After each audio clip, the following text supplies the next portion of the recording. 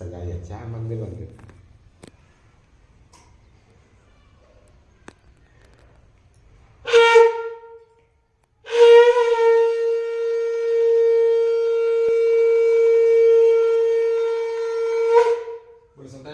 Hello guys, good morning, Radhe Radhe, जय श्री कृष्णा, जय श्री श्याम। आप सब लोग कैसे हो? अच्छे ही रहना, भगवान आपको खुश रखे।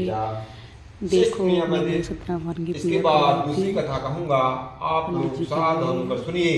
आगे हैं, सुनना। अपनी प्रजा का पालन करने में तत्पर तुंगज नाम का एक राजा था। हैं, उसने सतदेव के प्रसाद का परित्याग करके दुख प्राप्त किया। एक बार वह वन में जाकर और वहां से बहुत से पशुओं को मारकर वट वृक्ष के नीचे आया।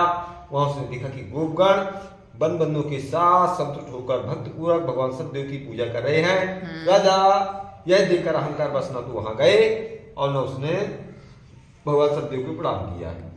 इसके बाद पूजन के अनंतर सभी गोपगण भगवान का प्रसाद राजा की सिमरन कर वहां से लौट आए और इच्छा अनुसार उन सभी ने भगवान का प्रसाद ग्रहण किया। इधर राजा को प्रसाद का परित्याग करने से बहुत दुख प्राप्त हुआ। उसका संपूर्ण धन सब कुछ नष्ट हो गई। राजा ने मन में निश्चय किया कि अवश्य ही भगवान सत्यनारायण ने हमारा नाश कर दिए हैं, इसलिए मुझे वहीं जाना चाहिए जहां सत्यनारायण का पूजन हो रहा था। ऐसा मन में विचार करके विष्णु को चले गए हैं। तो राजा गोपगढ़ के समीप गया और उसने गोपगढ़ के साथ भक्ति श्रद्धा से युक्त होकर विधि पूर्वक भगवान सत्यदेव की पूजा की। भगवान सत्यदेव की कृपा से वह पुनः धन और पुत्र संपन्न हो गया तथा इस श्लोक में सभी सुखों का भोग कर अंत में सत्यपुर वैकुंठ को प्राप्त हुआ। और क्या बोले हैं कि जो व्यक्ति इस परम दुर्लभ श्री सत्यनारायण के व्रत को करता है और पुण्यमयी तथा फल प्रदानी भगवान की कथा को भक्ति युक्त होकर सुनता है, उसे भगवान सत्यनारायण की कृपा से धन आदि की प्राप्ति होती है। धनवान हो जाता है, बंधन में पड़ा हुआ बंधन से मुक्त हो जाता है, डरा हुआ व्यक्ति भय से मुक्त हो जाता है। ये सत्य बात है, इसमें संशय नहीं है। इस लोक में वह सभी इस फलों का भोग प्राप्त करके अंत में सतपुर वैकुंठ हो जाता है। हे ब्राह्मणों, इस प्रकार मैंने आप लोगों से भगवान सत्यनारायण के व्रत को कहा, जिसे करके मनुष्य सभी दुखों से मुक्त हो जाता है। कलयुग में तो भगवान सत्य की पूजा विशेष फल प्रदान करने वाली है। भगवान विष्णु को ही कुछ लोग काल, कुछ लोग सत्य, कोई ईश और कोई सत्यदेव तथा दूसरे लोग सत्यनारायण नाम से कहेंगे। अनेक रूप धारण करके भगवान सत्यनारायण सभी का मनोरथ सिद्ध करते हैं। कलयुग में सनातन भगवान विष्णु ही सत्यवत रूप धारण करके सभी का मनोरथ पूर्ण करने वाले होंगे। इस स्थिति में जो व्यक्ति नित्य भगवान सत्यनारायण की इस व्रत कथा को पढ़ता है, सुनता है, भगवान सत्यनारायण की कृपा से उसके सभी पाप नष्ट हो जाते हैं।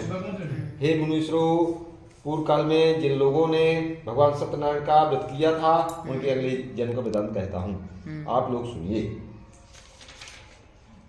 महान प्रज्ञा संपन्न सदानंद नाम के ब्राह्मण सत्यनारायण का व्रत करने के प्रभाव से दूसरे जन्म में सुदामा नामक ब्राह्मण हुए और उस जन्म में भगवान श्री कृष्ण का ध्यान करके उन्होंने मोक्ष प्राप्त किया।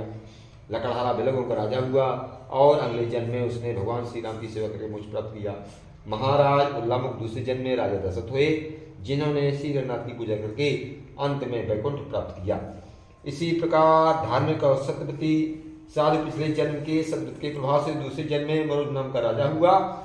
उसने आरे से चीरकर अपने पुत्र की आदि देह भगवान विष्णु को अर्पित कर मोक्ष प्राप्त किया। महाराज तुंगध्वज जन्मांतर सौमन हुए और भगवत संबंधी संपूर्ण कारणों का अनुष्ठान करके भगवत लोक को प्राप्त हुए। जो गोपगण थे वे जन्मांतर में ब्रजमंडल में निवास करने वाले गोप हुए और सभी रासों का संहार करके उन्होंने भी भगवान का स्वधाम गोलोक प्राप्त किया। इस प्रकार श्री स्कंद पुराण के अंतर्गत रेवाखंड में श्री सत्यनारायण कथा का यह 5वां अध्याय पूरा हुआ। बोलो सत्यनारायण भगवान की जय।